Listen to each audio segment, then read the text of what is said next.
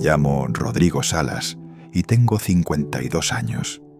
Vivo en Monterrey desde hace casi una década, en un departamento pequeño, con pocas fotografías en las paredes, porque las fotografías recuerdan, y yo pasé muchos años tratando de olvidar. Trabajo como asesor jurídico independiente para empresas medianas. Nada llamativo, nada que llame la atención. Así lo quise, así lo necesité. Hoy voy a contarles algo que no le he contado a casi nadie. Una historia que guardé enterrada durante años porque sabía perfectamente lo que podía costarme si hablaba. Una historia sobre ambición, sobre el momento exacto en que uno cruza una línea pensando que puede volver atrás, y sobre lo que pasa cuando descubre que esa línea ya no existe. Soy venezolano. Nací en Caracas en 1972, en una familia de clase media que creyó siempre en el trabajo, en la educación, en el esfuerzo como camino. Mi padre era contador. Mi madre daba clases de historia en un liceo público. No éramos ricos, pero tampoco nos faltaba nada importante. Teníamos libros en casa, conversaciones de sobremesa, la certeza tranquila de que si estudiaba lo suficiente, el futuro estaría disponible para mí. Estudié Derecho en la Universidad Central de Venezuela. Me gradué con honores en 1996. Hice una especialización en Derecho Corporativo y luego una maestría en Madrid, que pagué con una beca y con trabajos nocturnos que prefiero no recordar con demasiado detalle. Regresé a Caracas en el año 2000 con el título bajo el brazo, con hambre de demostrar algo y con la clase de confianza que solo tiene quien todavía no ha sido golpeado de verdad por la vida. Los primeros años fueron buenos. Trabajé en un bufete privado de Caracas, casos corporativos, contratos internacionales, asesoría a empresas medianas que navegaban la creciente inestabilidad política del país. Porque Venezuela ya estaba cambiando. Chávez llevaba 2 años en el poder y el ambiente era tenso, dividido, lleno de una energía que unos llamaban revolución y otros llamaban caos. Yo intentaba mantenerme al margen de la política. Era abogado, no militante. Tenía clientes, tenía casos, tenía una vida que construir. Me casé en 2003 con Andrea, una arquitecta de Maracaibo que conocí en una boda de un amigo común. Tuvimos un hijo, Mateo, que nació en 2005. Por un tiempo, a pesar de todo lo que pasaba afuera, adentro de mi casa había calma. Pero Venezuela no te dejaba ignorarla. El país se fracturaba de formas que uno podía ver en lo cotidiano, en los clientes que empezaban a irse, en los contratos que se cancelaban, en las empresas que cerraban o que movían sus operaciones a Colombia, a Panamá, a Miami. El bufete donde trabajaba perdió 3 clientes grandes en un solo año. Los socios mayores empezaron a hablar de reducir personal. Fue en ese contexto, a finales de 2007, cuando recibí la llamada que lo cambió todo. No fue dramática. No hubo música de fondo, ni señales del destino. Fue simplemente el teléfono sonando un martes por la tarde y una voz que no reconocí, preguntando si era el licenciado Rodrigo Salas, especialista en Derecho Corporativo Internacional. Le dije que sí. Me dijo que tenía una propuesta que podría interesarme, que era de parte de personas con recursos, personas serias, personas que necesitaban asesoría jurídica de alto nivel y pagaban en consecuencia. Me pidió que nos reuniéramos al día siguiente en un hotel del este de Caracas. Debí haber dicho que no. Lo sé ahora con una claridad que entonces no tenía. Pero dije que sí, porque tenía un hijo de 2 años, una hipoteca, un bufete en problemas y la ambición silenciosa de quien lleva años trabajando duro sin llegar a donde creía que merecía estar. Al día siguiente fui a esa reunión. Y ahí comenzó todo. Entendido. Aquí va el guión completo en una sola entrega. Me llamo Rodrigo Salas y tengo 52 años. Vivo en Monterrey desde hace casi una década, en un departamento pequeño con pocas fotografías en las paredes, porque las fotografías recuerdan, y yo pasé muchos años tratando de olvidar. Trabajo como asesor jurídico independiente para empresas medianas. Nada llamativo, nada que llame la atención. Así lo quise, así lo necesité. Hoy voy a contarles algo que no le he contado a casi nadie. Una historia que guardé enterrada durante años, porque sabía perfectamente lo que podía costarme si hablaba. Una historia sobre ambición, sobre el momento exacto en que uno cruza una línea pensando que puede volver atrás, y sobre lo que pasa cuando descubre que esa línea ya no existe. Soy venezolano. Nací en Caracas en 1972, en una familia de clase media que creyó siempre en el trabajo, en la educación, en el esfuerzo como camino. Mi padre era contador. Mi madre daba clases de historia en un liceo público.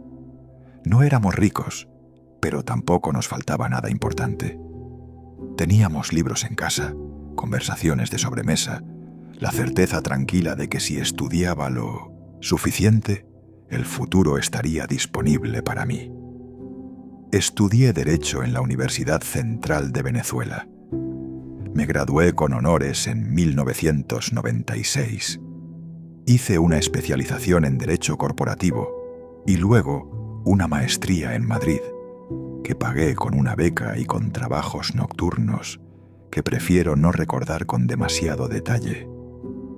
Regresé a Caracas en el año 2000 con el título bajo el brazo, con hambre de demostrar algo y con la clase de confianza que solo tiene quien todavía no ha sido golpeado de verdad por la vida. Los primeros años fueron buenos. Trabajé en un bufete privado de Caracas, casos corporativos, contratos internacionales, asesoría a empresas medianas que navegaban la creciente inestabilidad política del país. Porque Venezuela ya estaba cambiando. Chávez llevaba 2 años en el poder y el ambiente era tenso, dividido, lleno de una energía que unos llamaban revolución y otros llamaban caos. Yo intentaba mantenerme al margen de la política. Era abogado, no militante. Tenía clientes, tenía casos, tenía una vida que construir. Me casé en 2003 con Andrea, una arquitecta de Maracaibo que conocí en una boda de un amigo común. Tuvimos un hijo, Mateo, que nació en 2005. Por un tiempo, a pesar de todo lo que pasaba afuera, adentro de mi casa había calma. Pero Venezuela no te dejaba ignorarla. El país se fracturaba de formas que uno podía ver en lo cotidiano, en los clientes que empezaban a irse, en los contratos que se cancelaban, en las empresas que cerraban o que movían sus operaciones a Colombia, a Panamá, a Miami. El bufete donde trabajaba perdió 3 clientes grandes en un solo año. Los socios mayores empezaban a hablar de reducir personal. Fue en ese contexto, a finales de 2007, cuando recibí la llamada que lo cambió todo. No fue dramática. No hubo música de fondo ni señales del destino. Fue simplemente el teléfono sonando un martes por la tarde y una voz que no reconocí, preguntando si era el licenciado Rodrigo Salas, especialista en Derecho Corporativo Internacional. Le dije que sí. Me dijo que tenía una propuesta que podría interesarme, que era de parte de personas con recursos, personas serias, personas que necesitaban asesoría jurídica de alto nivel y pagaban en consecuencia. Me pidió que nos reuniéramos al día siguiente en un hotel del este de Caracas. Debí haber dicho que no. Lo sé ahora con una claridad que entonces no tenía. Pero dije que sí, porque tenía un hijo de 2 años, una hipoteca, un bufete en problemas y la ambición silenciosa de quien lleva años trabajando duro sin llegar a donde creía que merecía estar.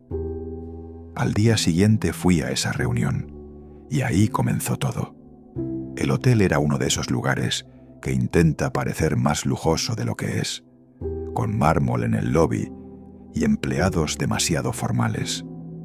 Me recibió un hombre de unos 50 años, traje oscuro, corbata burdeos, modales cuidadosos.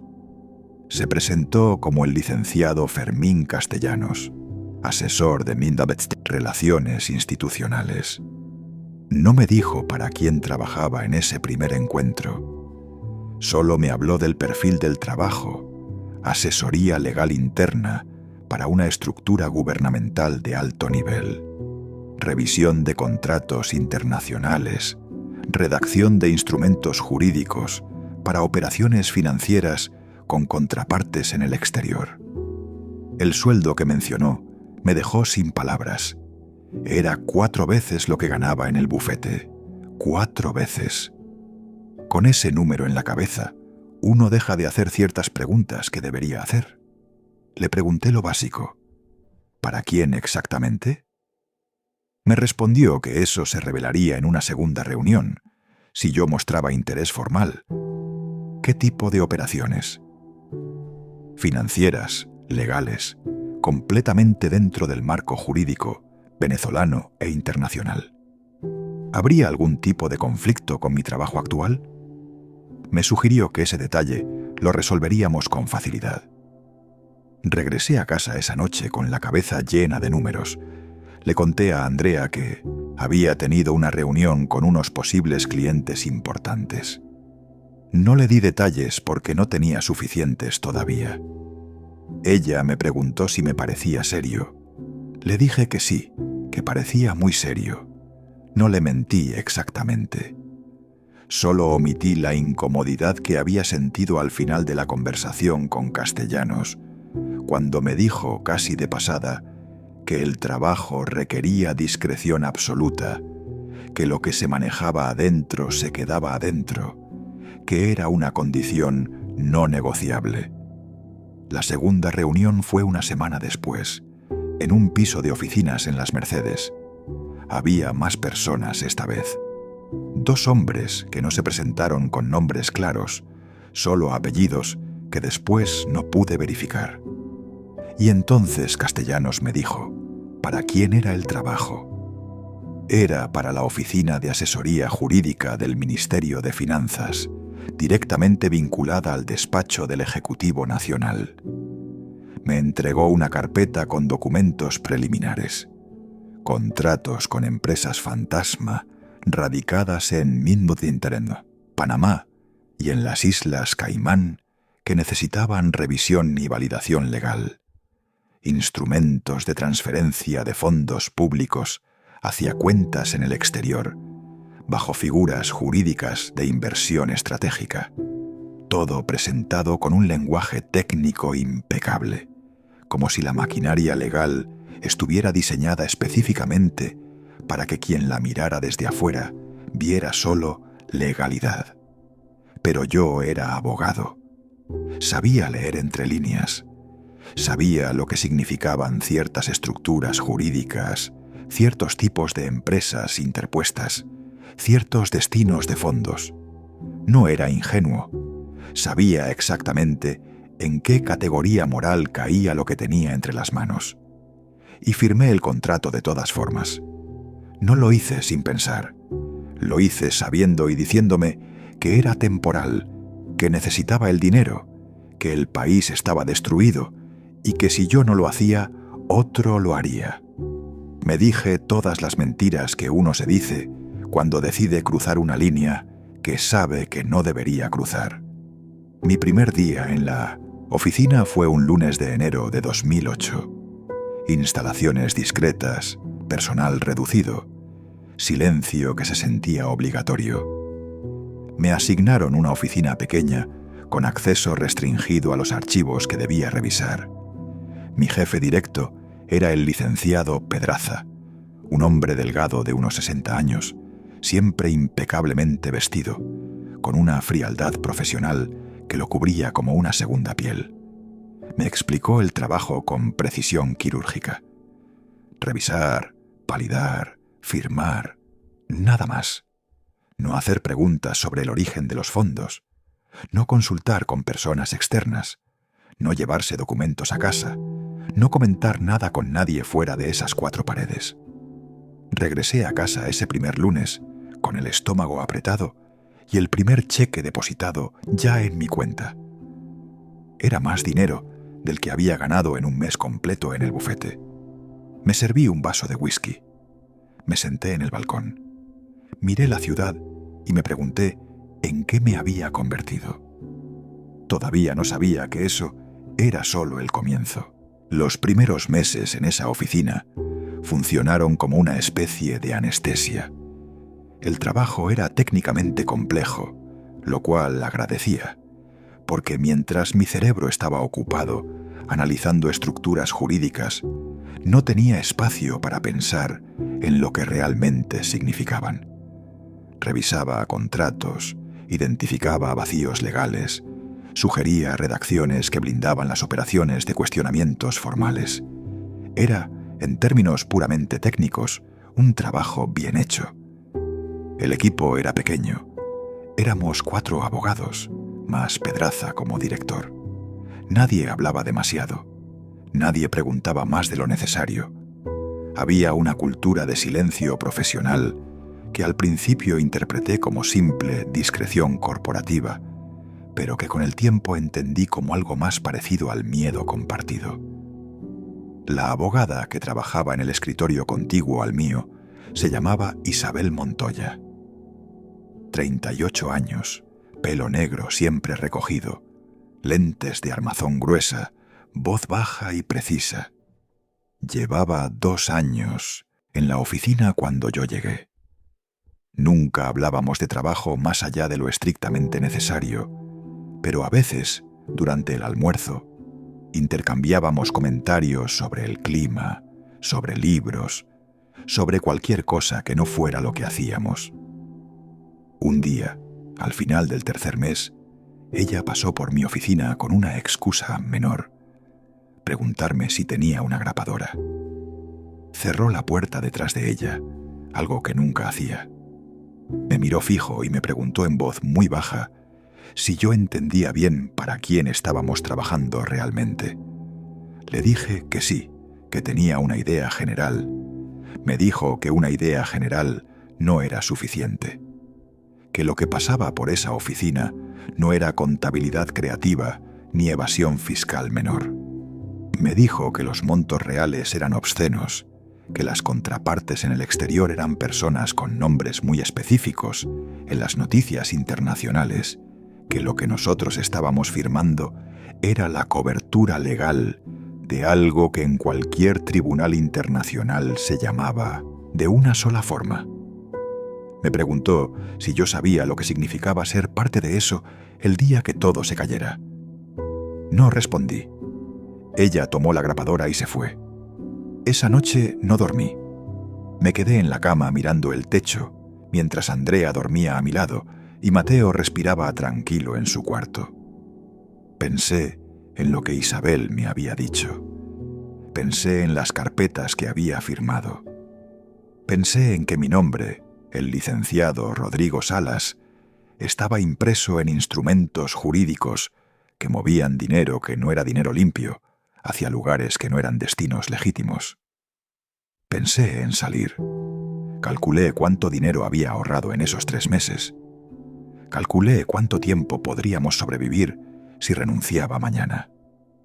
Saqué números, hice proyecciones, y luego cerré el cuaderno mental y me dije que necesitaba más tiempo, más ahorros, una salida planificada. Esa es la mentira que uno se dice para quedarse. Siempre necesitas un poco más de tiempo. A los 5 meses de estar en la oficina, Pedraza me llamó a su despacho. Me dijo que había demostrado ser confiable, que mi trabajo era impecable, que habían decidido darme acceso a un nivel superior de documentación. Me explicó que a partir de esa semana participaría en reuniones de coordinación con representantes de otras dependencias, que manejaría carpetas con clasificación más alta. Debí haber dicho que no. Debí haber renunciado en ese momento. Dije que sí y asentí con la cabeza, como si me estuvieran dando un ascenso legítimo. Fue en esa reunión de coordinación, 3 días después, cuando vi por primera vez a Nicolás Maduro. No era presidente todavía, era canciller, pero su presencia llenaba el cuarto de una forma que no era exactamente física. Era político, calculador, con esa capacidad extraña de ciertos hombres de poder para hacer que todos los demás en la habitación sientan que necesitan su aprobación. Me miró brevemente cuando Pedraza me presentó. Me dio la mano. Me dijo que le habían hablado bien de mi trabajo. Yo le agradecí como un idiota. Esa noche, sentado en el balcón con mi vaso de whisky, me di cuenta de que ya no estaba en el margen de nada. Estaba adentro, completamente adentro, y la puerta de salida cada vez parecía más lejana. El documento que cambió todo llegó un martes de octubre de 2009. Parecía una carpeta más entre las docenas que procesaba cada semana. Papel membretado, lenguaje técnico, firmas en los lugares correctos. Pero algo en los números me detuvo. Era una operación de transferencia estructurada a través de 4 empresas intermediarias, con origen en fondos de PDVSA, la petrolera estatal, y destino final en cuentas de un banco privado en Andorra. El monto era de $380 millones. No era la primera vez que veía cifras grandes, pero algo en la arquitectura jurídica de este instrumento era diferente.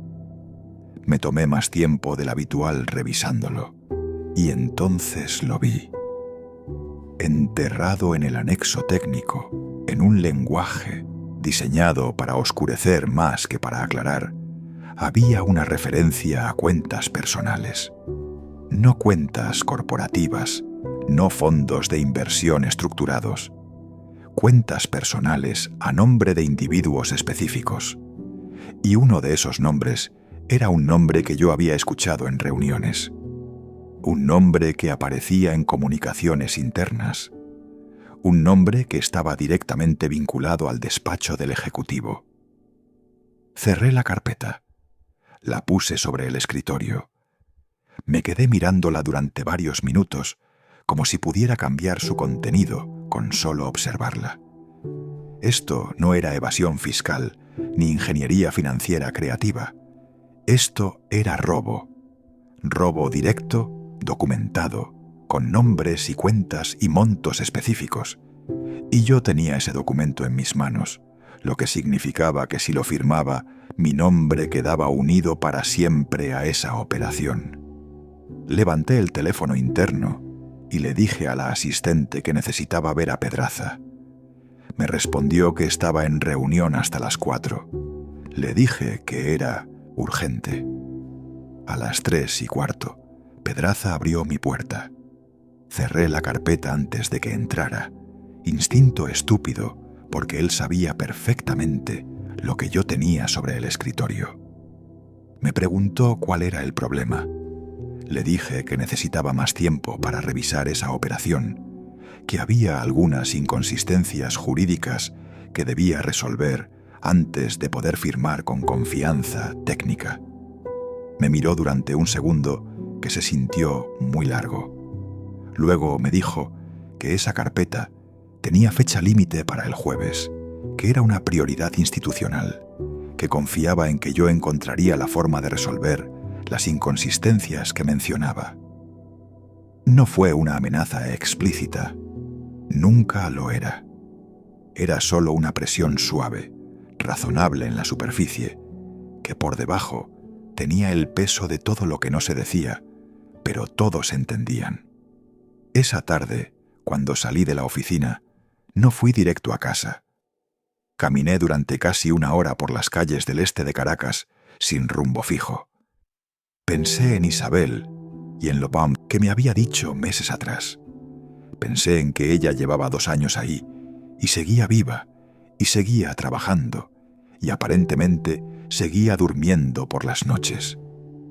Pensé en Mateo, que ya tenía 4 años, y empezaba a decir frases completas, y tenía una risa que podía arreglarlo todo. Pensé en que si firmaba ese documento, me convertía en cómplice directo de algo que tenía nombre y apellido en el derecho internacional. Y pensé en que si no lo firmaba, no sabía exactamente qué pasaría, pero intuía que no sería agradable. Llegué a casa. Abracé a Mateo más tiempo de lo normal. Andrea me preguntó si estaba bien. Le dije que sí, que solo estaba cansado. Esa noche saqué mi laptop y busqué información sobre el banco en Andorra. Encontré reportes financieros internacionales, menciones en investigaciones periodísticas sobre fondos de origen dudoso en América Latina. Encontré suficiente para confirmar lo que ya sabía. Cerré la laptop. Fui al baño. Me miré al espejo durante un momento largo. El jueves a las 9 de la mañana puse mi firma en la carpeta. Me dije que era la última vez, que a partir de ese momento empezaría a planear mi salida con cuidado, que no podía simplemente levantarme e irme, porque eso sería más peligroso que quedarme, que necesitaba hacerlo bien, despacio, sin levantar sospechas. Me mentí con tanta convicción que casi me lo creí. Después de firmar ese documento, algo cambió en mí de forma permanente. No fue un colapso dramático, no fue una crisis visible, fue más silencioso que eso. Fue como si una parte de mí simplemente se apagara, como un piloto de luz que se extingue sin que nadie lo note. Seguía trabajando, seguía llegando a las 8, revisando carpetas, redactando instrumentos, firmando cuando era necesario. Pero había un vidrio invisible entre yo y lo que hacía, una distancia que no era desapego sino protección, el mecanismo que uno construye para no quebrarse por dentro mientras hace cosas que no puede dejar de hacer. Isabel lo notó. Un mediodía me invitó a comer con la excusa de que conocía un nuevo restaurante cerca. Nos sentamos en una mesa del fondo, lejos de otras personas, y sin preámbulos me preguntó si había firmado la carpeta de octubre. Le dije que sí. Asintió despacio, como quien recibe una confirmación que ya esperaba. Luego me preguntó si entendía que ahora era diferente, que ya no era un técnico que revisaba documentos, sino alguien con responsabilidad directa en una operación específica y rastreable. Le pregunté cómo lo manejaba ella, cómo dormía, cómo se miraba al espejo cada mañana. Se quedó callada un momento.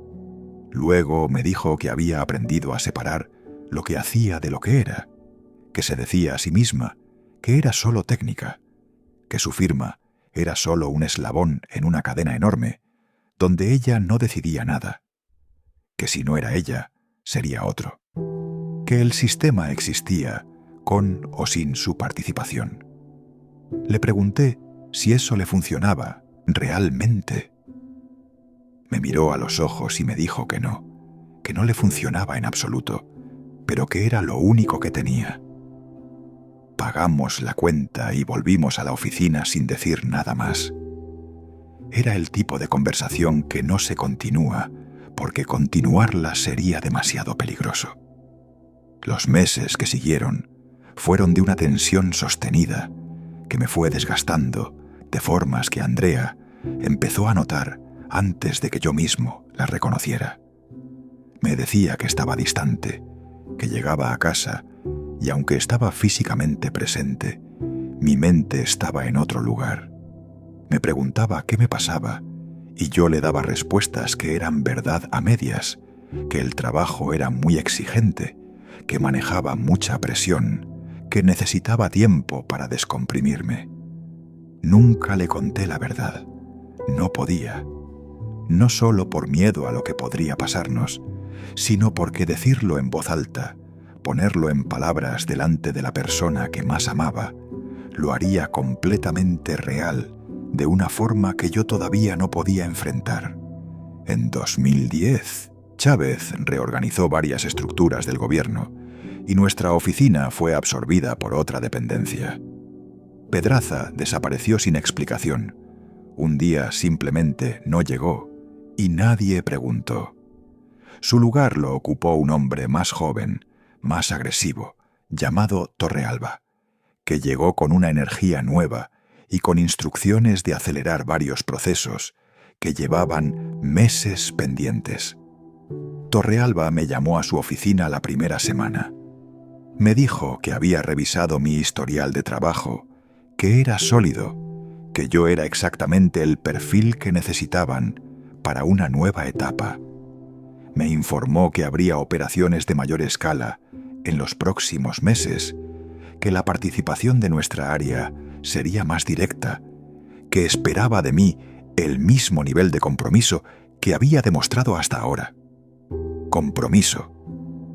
Esa palabra usada así, en ese contexto, con ese tono, significaba una sola cosa.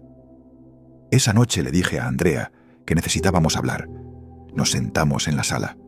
Mateo ya dormía. Le dije que el trabajo estaba cambiando, que había cosas que me preocupaban, que estaba pensando en buscar otras opciones. Ella me miró con esa claridad que tienen las personas que te conocen bien y me preguntó si estábamos en peligro. No le respondí inmediatamente. Y ese silencio fue su respuesta. Las operaciones de mayor escala que Torrealba había mencionado comenzaron en marzo de 2011. Las carpetas que llegaban a mi escritorio ya no medían sus montos en decenas de millones, sino en centenas. Las estructuras jurídicas eran más elaboradas, más capas de empresas intermediarias, más destinos finales dispersos en jurisdicciones opacas. Era como si alguien hubiera tomado lo que ya existía y lo hubiera multiplicado sin cambiar nada en su naturaleza esencial. Y entonces llegó el documento que me partió en dos. Era una operación vinculada a contratos de importación de alimentos. Venezuela en ese momento enfrentaba escasez real, filas en supermercados, productos básicos desapareciendo de los anaqueles. El gobierno anunciaba planes de abastecimiento, contratos urgentes con proveedores internacionales, medidas extraordinarias para garantizar la alimentación del pueblo. Lo que tenía sobre mi escritorio era la otra cara de esa historia. Era el instrumento jurídico que formalizaba el pago a una empresa intermediaria en Miami por un contrato de importación de alimentos que, según todos los indicadores técnicos, nunca se ejecutaría. Era un contrato diseñado para mover dinero, no para mover comida. Y el monto era de $120 millones. Mientras venezolanos hacían filas para comprar harina, había $120 millones viajando hacia cuentas en el exterior, bajo la cobertura legal de un contrato de alimentos que no existía. Me quedé paralizado frente a esa carpeta durante casi una hora. Isabel entró a mi oficina, vio mi expresión, se acercó, miró la carpeta sin abrirla y cerró la puerta. Me dijo en voz muy baja que había escuchado sobre esa operación, que no era la primera de ese tipo, que había varias similares en proceso, que la magnitud de lo que estaba pasando era mucho mayor de lo que cualquiera de los dos había imaginado cuando aceptaron ese trabajo. Le pregunté qué hacía uno con algo así. No en términos legales, sino en términos humanos. ¿Qué hacía uno cuando tenía entre las manos la prueba de que el hambre de un país era también un negocio? Me miró durante un momento largo. Luego me dijo que había estado pensando en salir, que llevaba meses construyendo un plan, que tenía un contacto en Bogotá, que si yo también estaba considerando irme, debíamos hablar seriamente y pronto. Esa noche no llegué a casa hasta las 11. Andrea estaba despierta esperándome. No me preguntó nada, solo me miró. Le dije que necesitábamos hablar sobre movernos a otro país, que quizás Colombia, quizás México, que había cosas que no podía explicarle completamente, pero que necesitaba que confiara en mí. Me preguntó si estábamos en peligro real. Le dije que todavía no, pero que podríamos estarlo si nos quedábamos demasiado tiempo. Lloró, no de miedo, sino de algo más complejo, de la confirmación de lo que había intuido durante meses, de que la vida que creíamos tener ya no existía de la forma en que la habíamos imaginado. Al día siguiente llegué a la oficina temprano. Antes de que llegara nadie más, saqué el documento de la carpeta de alimentos y lo fotografié con mi teléfono. Luego lo guardé exactamente como estaba. Fotografié 3 documentos más de esa misma semana, los más específicos, los que tenían nombres, montos, cuentas, fechas. No tenía un plan claro todavía. Solo sabía que necesitaba algo. Algo que no fuera solo mi palabra si algún día llegaba el momento de que mi palabra importara. Lo guardé en una memoria USB que escondí en el forro de mi cinturón, un lugar estúpido probablemente, pero el único que se me ocurrió en ese momento. Esa tarde, Torrealba me llamó para preguntarme si la carpeta de alimentos estaría lista para el viernes. Le dije que sí, y el viernes la firmé, con mi nombre completo, con mi número de colegiatura, con la fecha correcta. Afuera de la oficina, Venezuela seguía con sus filas y sus anaqueles vacíos, y yo seguía firmando. Hay un tipo de miedo que no es agudo sino crónico. No el miedo que sientes cuando algo amenazante aparece de repente, sino el miedo que vive instalado en el cuerpo, como una temperatura permanentemente elevada, siempre ahí, siempre presente, coloreando cada momento sin que puedas señalar un instante exacto en que sea más intenso que otro. Así viví los siguientes meses, con ese miedo de fondo que no me abandonaba, ni cuando jugaba con Mateo en el parque, ni cuando intentaba dormir, ni cuando comía, ni cuando me duchaba. Siempre estaba ahí, ese zumbido constante que me recordaba en qué me había convertido y qué podía pasar. Isabel comenzó a preparar su salida con una meticulosidad que me impresionó. Lo hacía en silencio absoluto, sin cambios visibles en su comportamiento en la oficina. Seguía llegando a la misma hora, siguió siendo igual de eficiente, igual de discreta. Pero en los pocos momentos en que hablábamos, me iba dando fragmentos de su plan. Tenía ahorros suficientes en una cuenta en el exterior que había construido durante años. Tenía una oferta de trabajo en Bogotá, a través de un contacto de confianza. Tenía su pasaporte venezolano y uno colombiano que su madre le había tramitado hacía años. Estaba lista. Me preguntó si yo también lo estaba. La verdad era que no. Tenía la memoria USB, tenía el miedo, tenía la certeza de que necesitaba salir, pero me faltaba el plan concreto y me faltaba algo que era más difícil de construir que cualquier logística. Me faltaba el valor de dar el paso definitivo. Andrea y yo habíamos tenido varias conversaciones a medias sobre mudarnos. Ella ya había empezado a investigar discretamente posibilidades en México, donde tenía una prima en Monterrey. Mateo tendría que cambiar de colegio, pero era pequeño todavía, se adaptaría. Los dos lo sabíamos, pero ninguno lo decía en voz alta, porque decirlo completamente significaba aceptar que la vida que habíamos construido en Caracas ya no era recuperable. Fue en septiembre de 2011 cuando ocurrió algo que aceleró todo. Llegué a la oficina un lunes y el escritorio de Isabel estaba vacío. No solo ella, todas sus cosas, como si nunca hubiera existido.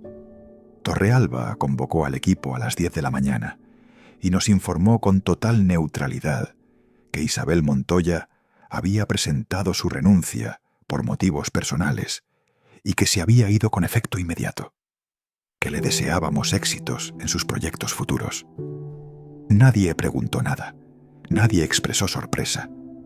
Todos miramos hacia adelante, como si la silla vacía no existiera. Pero yo sentí que el piso se inclinaba bajo mis pies.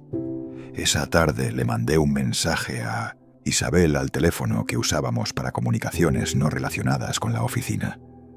Solo le pregunté si estaba bien. Me respondió 3 palabras. «Estoy en Bogotá». Respiré. Esa noche le dije a Andrea que necesitábamos movernos antes de fin de año, que no podíamos esperar más, que el plan tenía que ser ahora aunque no estuviera completamente listo, aunque implicara dejar cosas atrás, aunque significara empezar casi desde cero. Ella me miró y me dijo que llevaba 6 meses esperando que yo dijera eso. Empezamos a movernos. Planear una salida de ese tipo no es como renunciar a un trabajo normal. No puedes avisar con 2 semanas de anticipación. No puedes despedirte de los compañeros. No puedes cerrar las cosas con orden y limpieza. Tienes que irte de una forma que no parezca que te estás yendo, hasta que ya estés suficientemente lejos para que no importe. Andrea comenzó a mover dinero despacio, en transferencias pequeñas, hacia la cuenta de su prima en Monterrey. Nada que levantara señales, nada extraordinario.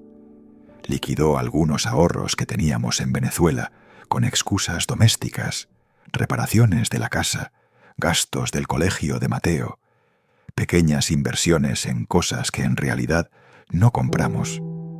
Yo seguía yendo a la oficina todos los días. Seguía firmando lo que llegaba a mi escritorio. Seguía respondiendo con normalidad las preguntas de Torrealba sobre avances y plazos. Era la actuación más agotadora de mi vida, mantener esa fachada de normalidad, mientras por dentro todo estaba en movimiento hacia la salida.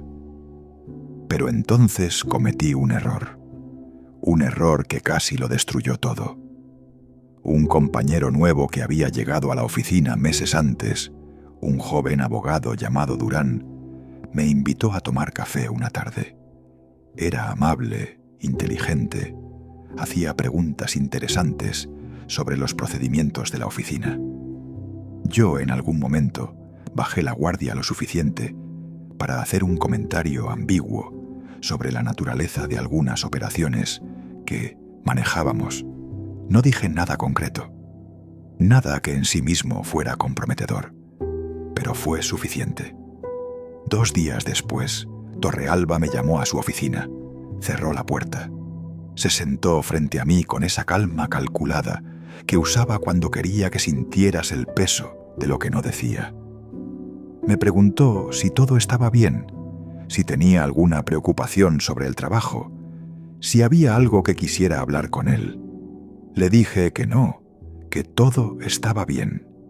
Me dijo que le alegraba escucharlo, porque en este tipo de trabajo la confianza era fundamental, que la gente que dudaba o que comenzaba a hacer preguntas en los lugares equivocados terminaba creando problemas para todos, que él confiaba en que yo era suficientemente inteligente para entender la diferencia entre ser parte de algo y ser un problema para algo.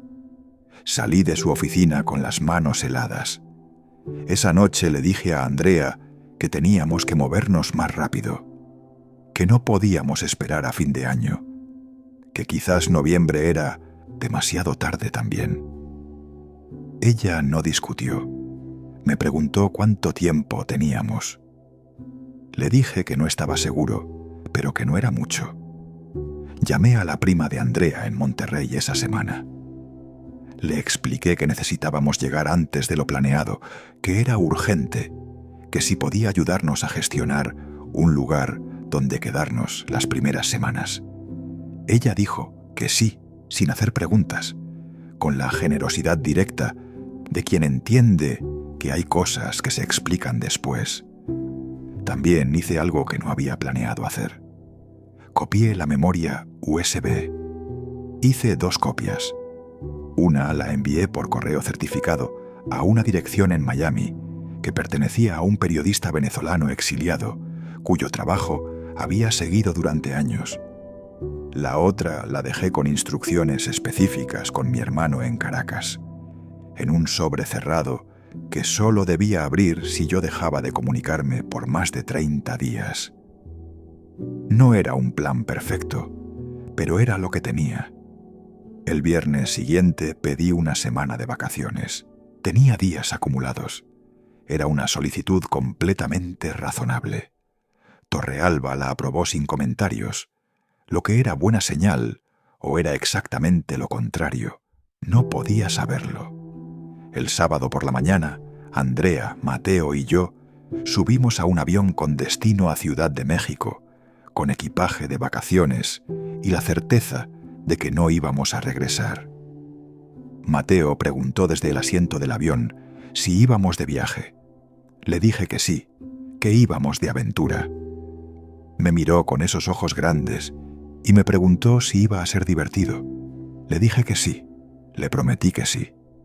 Y en ese momento lo creí, porque tenía que creerlo. Los primeros meses en México fueron los más extraños de mi vida.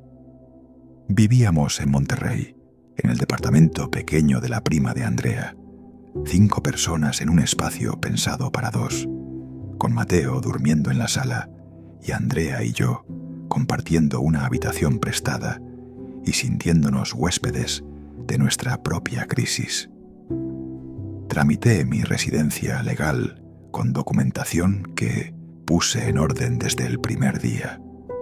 Tenía mi título de abogado reconocido en Venezuela, referencias profesionales verificables de los años anteriores al trabajo que nunca mencionaba, y los ahorros que habíamos movido antes de salir, que alcanzaban para varios meses si vivíamos con cuidado.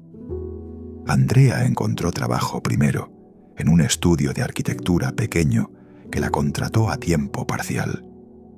Mateo entró a una escuela nueva y tardó exactamente 2 semanas en hacer amigos, con esa capacidad que tienen los niños de adaptarse, que a los adultos nos resulta casi ofensiva comparada con nuestra propia rigidez. Yo tardé más, no en conseguir trabajo, sino en poder respirar. Durante los primeros meses en Monterrey, reviaba compulsivamente las noticias venezolanas. Buscaba mi nombre en cualquier contexto. Buscaba noticias sobre la oficina, sobre Torrealba, sobre operaciones que pudieran estar siendo investigadas. No encontraba nada directamente relacionado conmigo, pero el miedo no desaparecía por ausencia de evidencia. El miedo tiene su propia lógica, que no responde a argumentos racionales. Dormía mal. Me despertaba a las 3 o 4 de la mañana con el corazón acelerado sin razón aparente. Revisaba el teléfono buscando mensajes que no llegaban. Salía al balcón del departamento y miraba las luces de la ciudad, tratando de convencerme de que estaba a salvo, de que nadie venía por mí, de que había salido a tiempo. Andrea lo veía todo. No me presionaba con preguntas. Solo estaba presente, con esa fortaleza silenciosa que ella tiene y que yo en esos meses dependía completamente sin reconocerlo del todo. Un día, cerca de 4 meses después de llegar, recibí un correo electrónico. Venía del periodista venezolano en Miami, al que le había enviado la copia de los documentos. Preguntaba si yo era la fuente que había enviado ese material, que necesitaba confirmar la autenticidad antes de trabajar con ello, que si era así, necesitábamos hablar. Quedé mirando ese correo durante 2 horas antes de responder. Pensé en todo lo que eso implicaba. Responder significaba exponerme, significaba que esa información saliera al mundo con consecuencias que no podía predecir completamente. No responder significaba que esos documentos se quedaran en un sobre y no sirvieran para nada, que todo lo que había visto y callado y cargado se quedara enterrado para siempre. Pensé en el contrato de alimentos, en los 120 millones, en las filas de venezolanos buscando harina. Respondí. Mantuvimos una comunicación cautelosa durante semanas. Le di contexto, le expliqué la naturaleza de los documentos, le proporcioné información adicional que me pedía para verificar la autenticidad. Nunca di mi nombre completo en ese proceso inicial. Usé un seudónimo que acordamos desde el principio. En 2013, algunos de esos documentos formaron parte de una investigación periodística publicada en medios internacionales sobre corrupción en el 1900 gobierno venezolano. Mi nombre no apareció en ningún lado. Era solo una fuente anónima entre varias. Pero los números estaban ahí, los mecanismos estaban descritos, la arquitectura del robo quedó expuesta para quien quisiera leerla. No cambió nada en Venezuela de forma inmediata. El gobierno negó, desvió, atacó a los periodistas. Pero estaba ahí, publicado, registrado, parte del registro histórico de lo que había ocurrido. Esa noche me senté solo en el balcón del departamento, que para entonces ya era nuestro propio, que ya habíamos llenado con nuestras cosas y con la vida que habíamos ido reconstruyendo, y sentí algo que tardé en identificar, porque llevaba años sin sentirlo. Era algo parecido al alivio, no completo, no limpio, no sin sombras, pero algo. Hoy tengo 52 años y llevo casi una década en Monterrey. Trabajo como asesor jurídico independiente para empresas medianas que necesitan orientación en contratos internacionales. Es un trabajo honesto, técnicamente interesante, completamente anónimo en la forma correcta. Nadie sabe de dónde vengo realmente. Nadie sabe lo que hice entre 2008 y 2011. Son años que existen en mi currículum como experiencia en asesoría gubernamental venezolana y nadie pregunta más. Andrea trabaja en un estudio de arquitectura que ya la considera socia. Mateo tiene 19 años, estudia ingeniería en el TEC, tiene novia, habla con acento regio que mezcla con el caraqueño original, de forma que a mí me parece lo más bonito del mundo. Hemos construido algo real aquí, imperfecto, con sus grietas y sus silencios, pero real. Pero hay cosas que no desaparecen. El insomnio se quedó conmigo, reducido pero presente. Hay noches en que me despierto a las 3 de la mañana y ya no puedo volver a dormir, y me quedo mirando el techo, pensando en documentos que firmé y en lo que significaron en la vida de personas reales que nunca conocí. Pienso en los 120 millones del contrato de alimentos y en que ese dinero tenía que salir de algún lado, y ese algún lado era la vida cotidiana de gente que hacía filas para comprar lo básico. Pienso en Pedraza, que desapareció de la oficina un día sin explicación y de quien nunca volví a saber nada. Pienso en Torrealba con su calma calculada y sus amenazas envueltas en cortesía. Pienso en Durán, el joven abogado que me reportó, y me pregunto si lo hizo por convicción, o por miedo, o por ambición. Y luego me pregunto qué diferencia hace realmente cuando el resultado es el mismo. Pienso en Isabel, que salió antes que yo con más valentía de la que yo tuve. Hace 3 años la encontré en LinkedIn, trabajando en Bogotá, en un bufete corporativo respetable. No la contacté. No sé si ella me vio. Hay personas con las que compartiste algo que no tiene nombre y con las que es más fácil no volver a conectar, porque la conexión siempre traería de vuelta todo lo demás.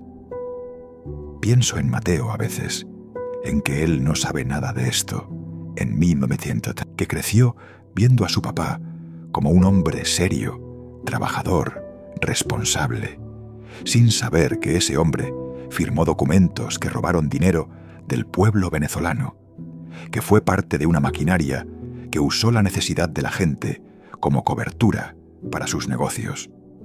No sé si algún día se lo contaré. No sé si tengo el derecho de cargarle eso o si tengo la obligación de que lo sepa. Es una pregunta que vive en mí sin respuesta. No me considero víctima. No lo fui.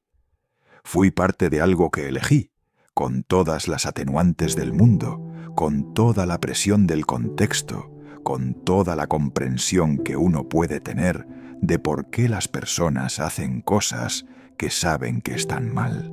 Pero elegí. Tuve momentos en que pude haberme ido antes. Tuve momentos en que pude haberme negado.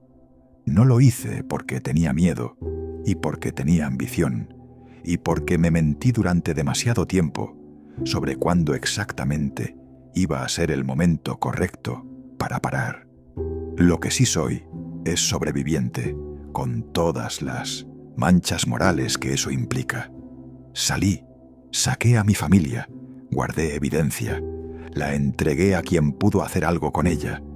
No fue heroísmo, fue supervivencia tardía, pero fue lo que pude hacer cuando finalmente pude hacerlo.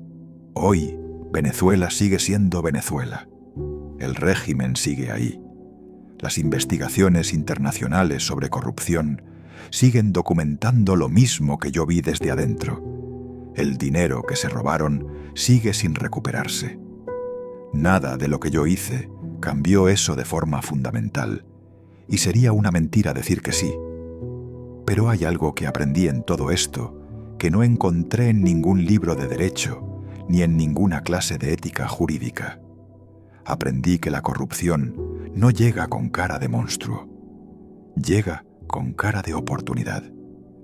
Llega en el momento exacto en que uno está lo suficientemente necesitado, lo suficientemente asustado o lo suficientemente ambicioso como para abrirle la puerta. Y una vez que la abres, el costo de cerrarla vuelve a crecer cada día que pasa. Contar esta historia me costó años de decidirme. No sé exactamente para qué sirve contarla ahora, a esta distancia, con este anonimato relativo que todavía mantengo, por razones que ya no son de seguridad inmediata, sino de simple prudencia. Tal vez sirve para que alguien que está en un momento parecido al mío, en 2007, parado frente a una puerta que no debería abrir, escuche algo que lo haga dudar el tiempo suficiente para no entrar. Tal vez no sirve para nada de eso. Tal vez solo necesitaba decirlo. Tengo 52 años. Vivo en Monterrey con mi familia. Trabajo honestamente. Duermo mal algunas noches. Cargo cosas que no desaparecen. Pero estoy aquí. Todavía respiro. Y eso, a esta altura, tendrá que ser suficiente. Si esta historia te llegó, te invito a suscribirte al canal. Compartimos relatos que no buscan héroes, sino verdades. Deja tu comentario, tu like. Compártelo con alguien que necesite escuchar que las decisiones tienen peso y que el peso no desaparece, pero que tampoco tiene que aplastarte para siempre. Aquí seguimos contando. Aquí seguimos